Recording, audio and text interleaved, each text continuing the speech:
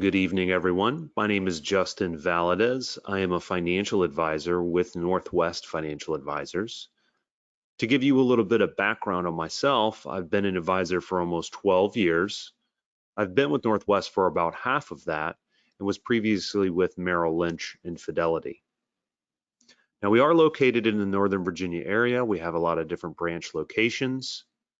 Being close proximity to DC, we're very familiar with the needs and benefits of government workers, to include TSPs and pensions, and the decisions you have to make as you get closer to retirement. We are available to meet both in person and virtually, and you don't have to be located in Virginia, Maryland, or DC to set an appointment with us. I am in our Ballston location, Ballston, Virginia. So if you hear some car horns, ambulances in the background, hopefully that'll be kept to a minimum, but we are located on a main street over here. And we'll go ahead and begin with the presentation. The information contained in this presentation is for educational purposes only and not intended to be a substitute for specific individualized advice. We recommend that you consult with your financial advisor for guidance specific to your unique situation. Please be advised that this presentation is being recorded for the purpose of sharing content after the webinar. We do have a question and answer section that will not be shared on the recording, so no need to worry about that. In the first slide here, all the information, most of the information we pulled directly from the TSP website. So the first one, Be Wise, start contributing early. This assumes a person has a salary of $40,000 a year. They're putting in 5% to the TSP, and the matching on TSP is 5%. And really, this is showing the power of compounding interest over time. It's assuming a fairly conservative 6% rate of return. So the dark blue box is contributions, the light blue is earnings. If we look after 10 years, the balance of the TSP would be $55,000, most of it contributions. But after 30 years, you can see at $335,000, maybe 120 or so of that is actual contributions, with the rest of it being earnings. And then the power of compounding interest after 40 years, $180,000 of contributions and $664,000 in value. So the earlier you start, the better. I'm sure we've all heard this, we know this, but we just wanted to quantify that and how important it is to start early. Some of the basics here, traditional versus Roth. Traditional TSP is pre-tax.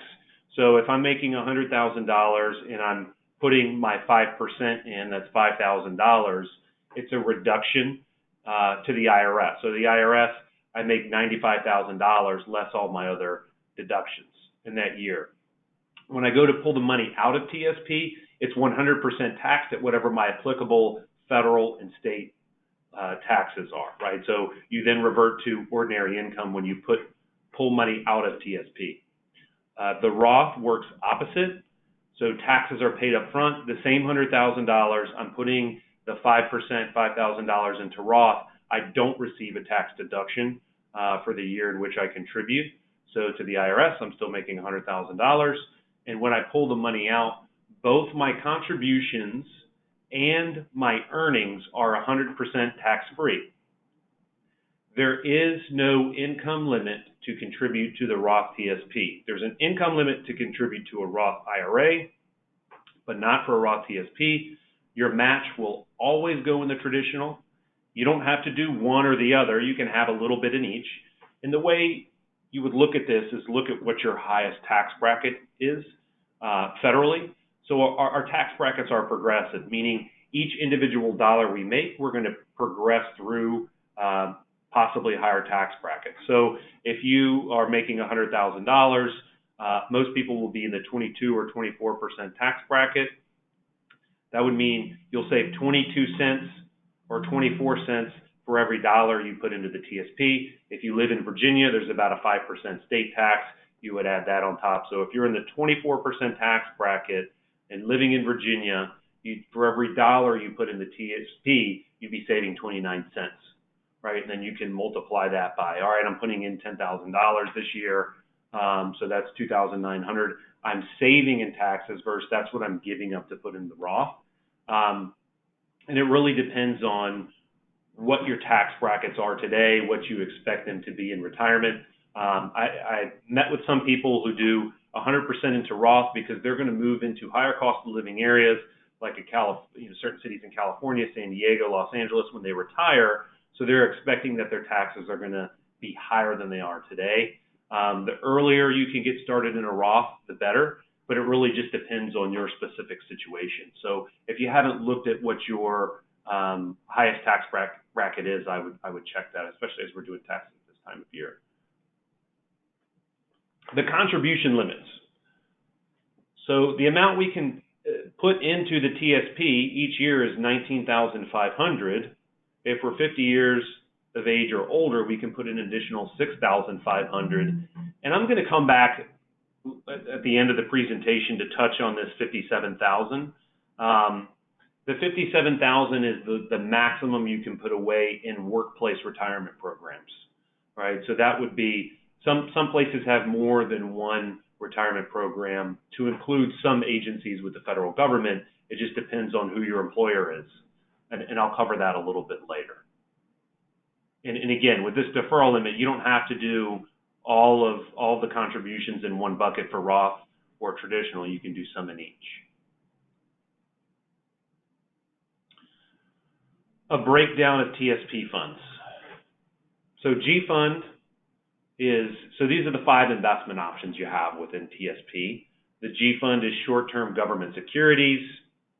So basically G fund is an average of all the government treasuries, federal treasuries.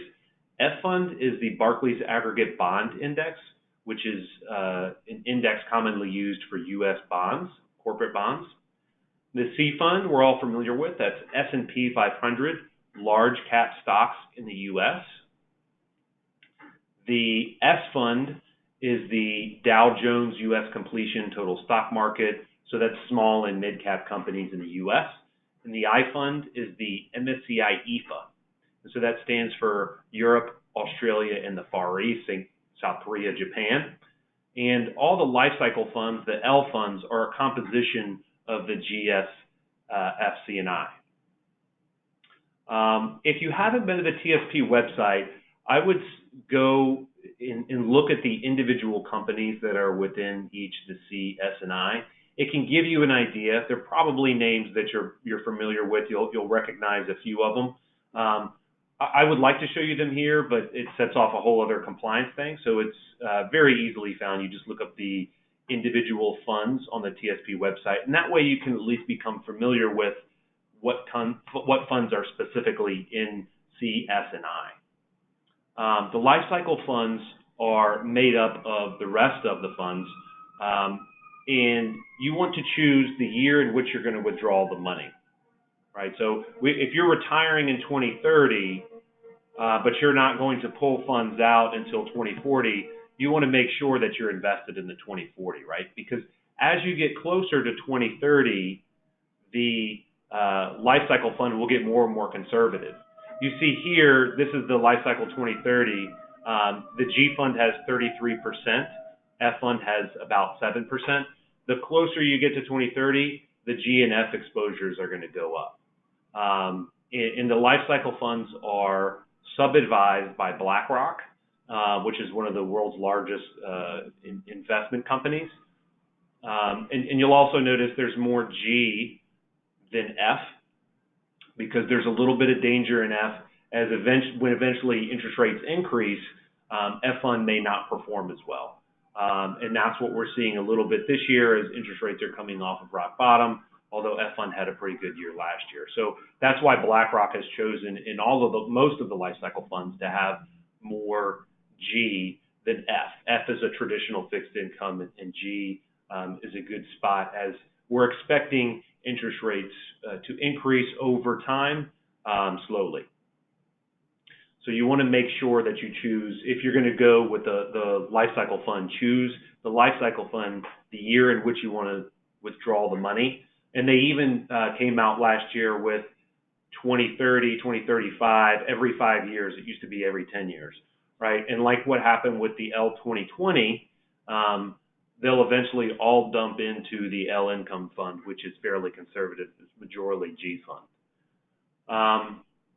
That's pretty much it from the investment choices that you have within TSP. TSP is in a weird position because they are the largest 401k within the U.S. And so the federal government can't be seen as picking winners and losers. So it's a blessing and a curse that you have a few choices within here. To note, if we had anyone last year that went 100% G fund in the down market, S&P C fund was down 34% at the beginning of Corona, or if we have anyone that's 100% C fund, I see that as well. And you want to add some other exposure like which is a little cheap. There's a few ways to do that. If you're G, if you're 100% G, you may consider every time you get paid, you're putting money into the TSP. So a good way to start getting out of G fund, maybe you put a little bit in I, maybe you put a little bit in F, and then you start your contributions moving forward into something like C fund to gradually build yourself out of being 100% G. And the same thing with F or S or C fund. If you're 100% C fund, because the S&P has done so well over the last 10 or 11 years, and you think, well, I have a few more years to work, I want to start building some other exposure into some of these other places, but maybe I don't want to get rid of all of my C fund. You can set your contributions to go into 100% S fund or 50% in S and 50% in I to start building out your portfolio over time. And that's what we call dollar cost averaging. So you're not picking any one point in the market to wholesale move out of G into C, especially if we may see some more volatility this year, but you're doing it slowly all the time, every time you get paid every 2 weeks. So that's it for the investment section. We'll go through some philosophy here. And then this presentation, if anyone wants a copy, Ainsley, if you could drop a copy in the handout section, or I believe she already did. Okay. Yeah, we have a couple of handouts here, and the presentation is included if you want to go through any of these specific fund objectives. And again, we pulled this from TSP. Annual returns and intra-year declines. This is one of my favorite slides to go over. This shows the returns of the S&P 500 since 1980. The orange bar is the low watermark in the S&P 500 in any given year, right? So 10 to 15% correction is completely natural. And some of my favorite years to point out here, 1980, markets were down 17% and finished up 26%. 1987, the bear market of that fall, movies were made about it. That's with Matthew McConaughey, right? Down 34% in a very short amount of time, I believe 2 or 3 days. But if you stayed invested in the C fund, you returned 2%. And then, last year with Corona was another good example of why we want to stay invested. Down 34% about a year ago today, and then markets finished up 16. So we want to pick a allocation within TSP that is right for our goals and our risk tolerance. Volatility is normal. We're going to expect more volatility as we come out of Corona. Probably some setbacks, probably, some things may look really good, and then, maybe things don't open back, or maybe people don't spend as much money as expected. So as we come out of this, we're going to expect a few growing pains. And what I would say is if, we're going through a period of volatility, markets are down 15, 20%, remind yourself that every time you're getting paid, you're buying into the market, right? Every time you're getting paid, you're purchasing into TSP a little bit at a time. And if you go back and make sure that your additions are going into good places like the CS and I, if you're fairly conservative, then you can tell yourself you're buying it on sale. And another thing I tell people, don't open up your statements, right? If we know it's going to be bad news, We don't want to go in and check it every day. Staying invested over the long term is the right thing to do. Even if we're going to retire tomorrow, we shouldn't be 100% G fund unless we're going to use all of the money right after we retire, meaning withdraw everything from TSP. That would be the only situation where you want to be 100% G fund. Outside of that, you're going to need some type of stock exposure to allow you to take distributions from your TSP so your account can grow with inflation over time. The impact of being out of the market, and I know I'm really hammering this on a few slides, but don't beat yourself up if you have changed and went to 100% G. Last year was a tumultuous year, but the thing is we need to learn to make sure we have a portfolio that's right for our goals and our risk tolerance, so we're not tempted to go in and make changes that are detrimental to our retirement. Stay invested. Don't miss the best days in the market. Here's an example of $10,000. So the first example was somebody making $40,000 putting away at a 6% growth. This is just $10,000 in the S&P 500, so C fund, since 1980. If you left the $10,000 invested in the C fund through all the things we've been through since 1980, when we were in the Cold War, through today, you'd have $659,000. Right? That is exponential growth. Missing the best 5 days in the market, you have over $200,000 less. And I can't even tell you what those best days are for that last 40 years. And then, so on and so forth. You miss the best 50 days, the best 50 days out of 40 years, and you have $57,000. We got this one from Fidelity. So it really is a big impact. We don't want to try to time the markets. And again, want to stay invested for our goals.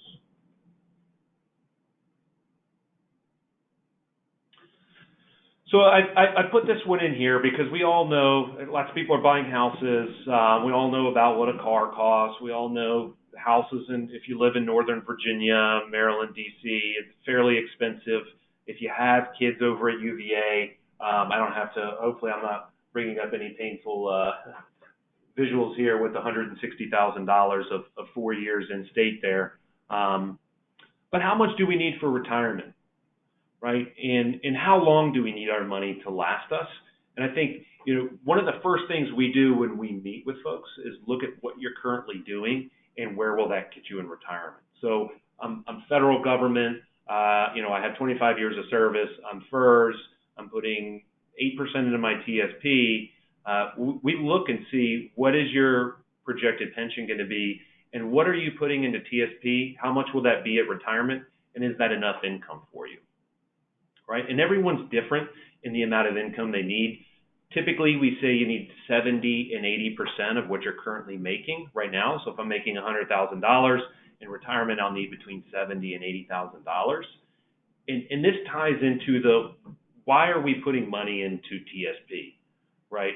What is the purpose of me maxing out TSP? Because you can put too much into TSP, right? There's been a lot of books written about becoming a TSP millionaire, or the secret sauce with TSP is making sure that you have mapped out your goals, your income goals, because there is a point where you will reach where maybe you shouldn't do any more in traditional and you should start putting more in Roth, or maybe you should look at putting some money on the side in cash or non-retirement accounts, right? We don't want to have everything in pre-tax dollars in TSP.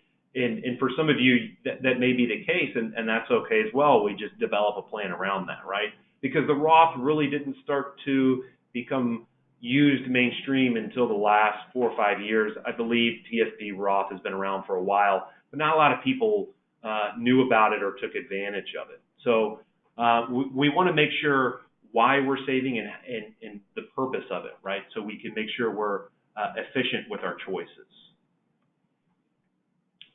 So what does retirement look like for you? Again, this plays into the why are we saving into TSP, and how much should I contribute? If your goal is I'm going to retire and become a contractor, and you're going to be pulling a pension and making a salary, maybe while you're still working, you should look at putting money into the Roth portion, or check and see if there's other plans available like a VIP that you can put money into, because you may be in a high tax bracket now, but if you're pulling a pension and going back contractor, that could put you in an even higher tax bracket, right?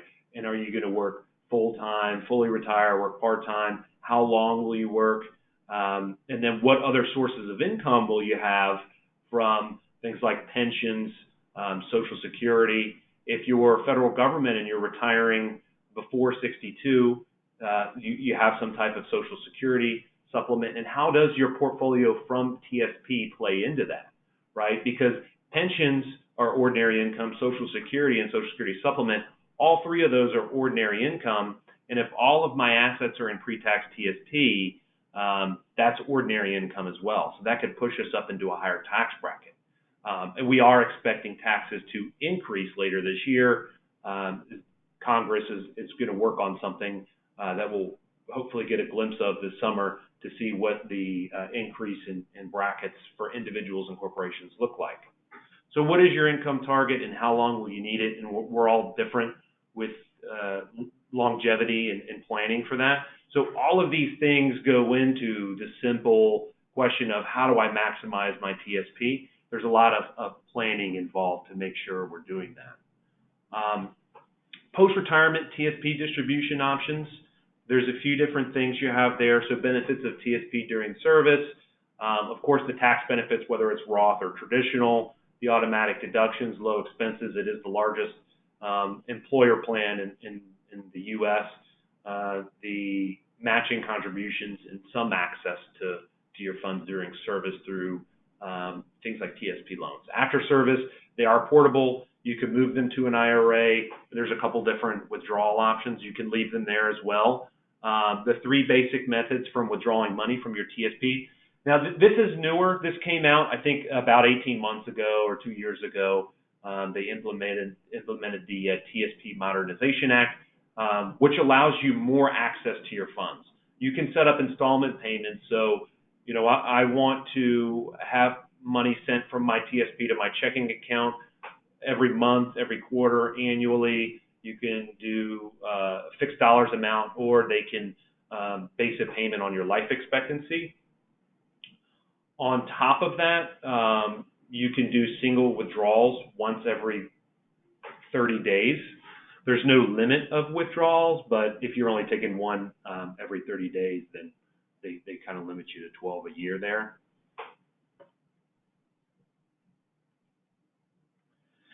TSP life annuity, I would suggest you meet with a financial professional to do planning before you choose the annuity option. And what the annuity option is, if you look on the right side of your statement, the TSP will give you an amount that you can take and that you should have in monthly income if you annuitize. And basically what TSP does is they take that amount and they hand it over to MetLife, who then annuitizes it. And so let's say you have $500,000 in TSP. You would then take that bucket of money, give it to MetLife in exchange for a stream of payments over your lifetime. I say meet with a financial advisor because you already have access to a pension. Some of you have access to Social Security. Those are two chunks of fixed income. Is it advisable to take a big pot of liquid money and hand it over for a stream of payments? And it may be right for your situation, but just make sure you get some confirmation on that, because the decision here to do that is fairly permanent. So once you make the decision, you cannot cancel the annuity, you can't change the option or change the joint annuitant if you want payments based on, say, you and your spouse's life expectancy.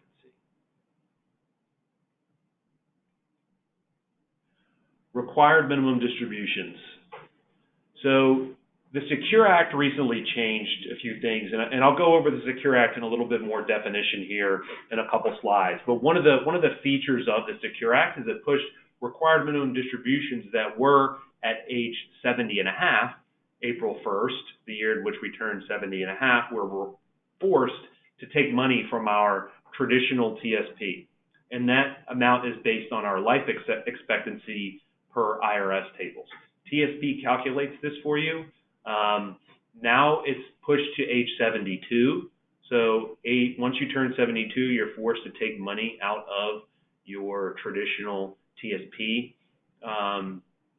So another thing to think about and plan for, if you have a lot of assets built up in the traditional, how is that going to affect, if I don't need the money now, how is that going to affect my required minimum distributions later? And should I start an income stream now, maybe to lower my tax burden for that first year of distributions when I turn 72? There is no required minimum distribution for Roths because there is no taxes owed, right? So you can hold on to those forever and those can pass down. I did get a question before this presentation. A lot of people are able to donate their required minimum distribution. So if you don't itemize on your taxes, meaning you claim the individual deduction, $12,400 per person, and you don't itemize, you're able to send your RMD directly to a 501c3 charity. This feature is not within TSP and not within 401ks either. It just would be a huge burden for TSP to be able to do that with so many people that have TSP. So you'd have to move that to an IRA, and essentially what you do is you avoid taxation on that. So if my required minimum distribution is $10,000, I would have wherever my IRA is at, send that $10,000 directly to St. Jude's or whichever charity I chose, right? And I would avoid taxation on that full $10,000, and I'd still be able to get the individual deduction, right? So you don't have to itemize to take advantage of that.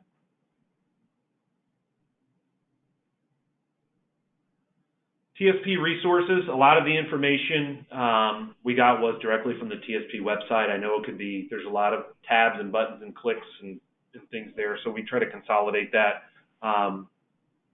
Fedweek.com is a good resource, and myself, like I said, I work with a lot of government folks, and there's a lot of important information to plan around TSP, around why we're 100% C fund or S fund, or why we need a balanced portfolio, right? We want the why and the planning to drive our investment decisions.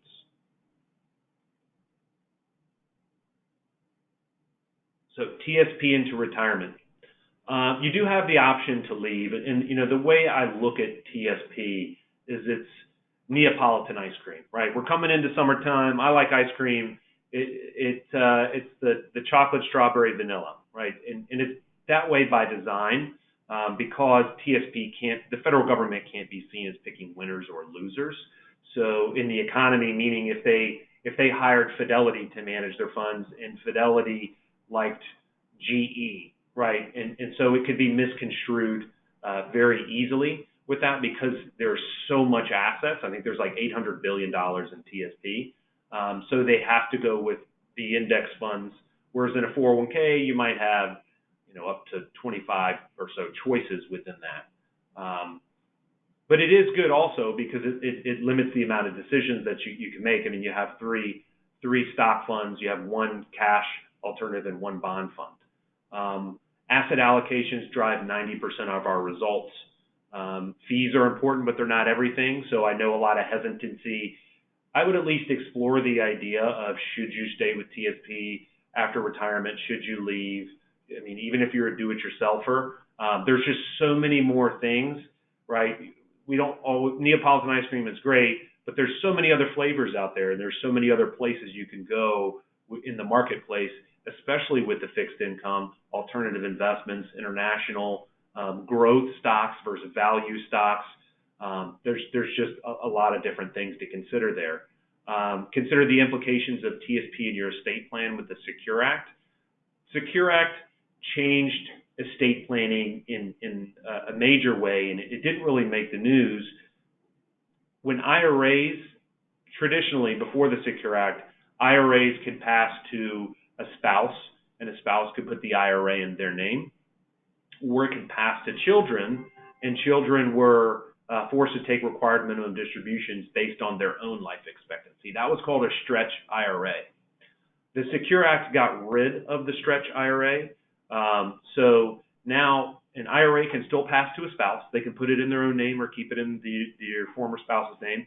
But when IRAs pass to children a majority of the time, or even non-children, anyone else than a non-spouse, you're forced to take the money out within 10 years, right? So if I have $1 million in my TSP and I list my wife predeceases me and I list my son as my beneficiary, he then has 10 years to take that money out. He could take it all out in one, he could take it out slowly over 10 years, but still that's the impact of an average of $100,000 per year. And if we think about when do children usually inherit assets, they're usually in the higher income years, right?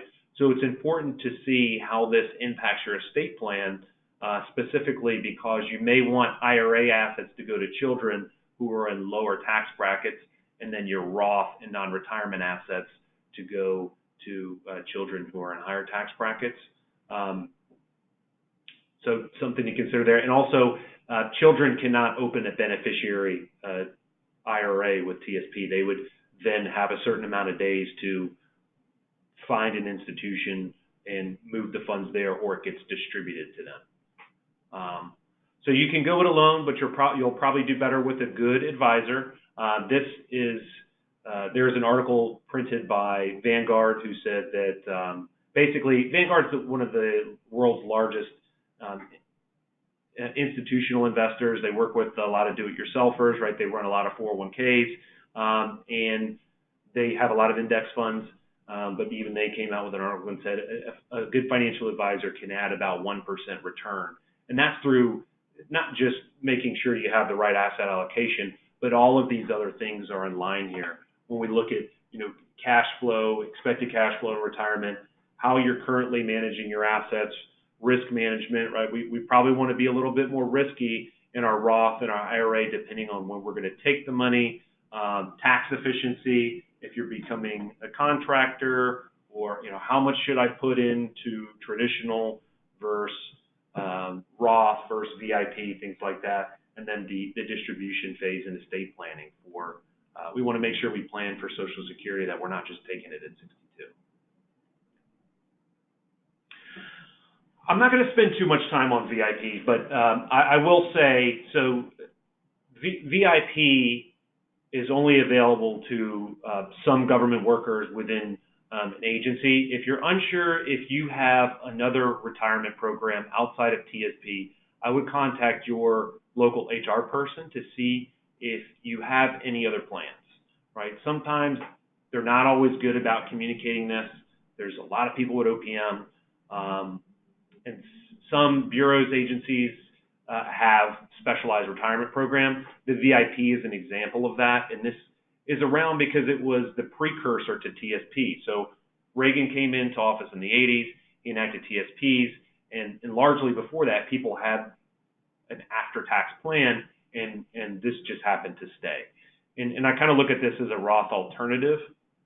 There is no tax deductions for putting money into this, but you can make after-tax contributions. So if we go back to the second slide and we think about the IRS allows us to put $57,000 away in retirement programs, but we're limited to what we can put into TSP because of the limits there. This is where an area where you could possibly put more of your savings, and basically you have two buckets within VIP, your contributions and your earnings. VIP is invested similarly to TSP, and when you retire, you can move your contributions portion into a Roth IRA, or you can take it as income because you've already been taxed on that money, and the growth counts as ordinary income, or you can move it on into an IRA and not be taxed on it. The minimum for VIP is like $5 a paycheck. You can also make lump sum contributions into VIP. So I know that's confusing. If you have access to VIP and you've heard of it before, I would, I'm available to meet or meet with somebody that is familiar about it so you can plan out what may be right for your situation.